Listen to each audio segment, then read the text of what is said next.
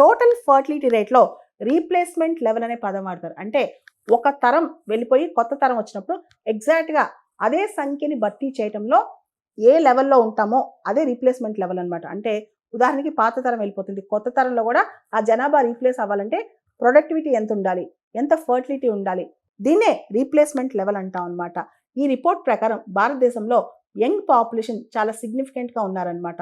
0 to 14 years మధ్య 24% population ఉన్నారు. అంటే 14 సంవత్సరాల కన్నా తక్కువ ఉన్న వాళ్ళే భారతదేశ జనాభాలో ప్రస్తుతం 24% మంది ఉన్నారనమాట.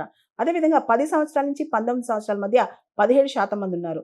అదేవిధంగా 10 సంవత్సరాల నుంచి 24 సంవత్సరాల మధ్య దాదాపు 26% మంది ఉన్నారనమాట. భారతదేశంలో 15 సంవత్సరాల నుంచి 64 సంవత్సరాల మధ్య అంటే working age population 15 to 64 working age population దేశంలో ఇప్పుడు 68% మంది ఉన్నారు. అంటే మనం ఇప్పుడు డెమోగ్రఫిక్ డివిడెండ్ స్టేజ్లో ఉన్నాం. అంటే జనాభాలో పనిచేసే జనాభా చాలా మంది ఉన్నారనమాట.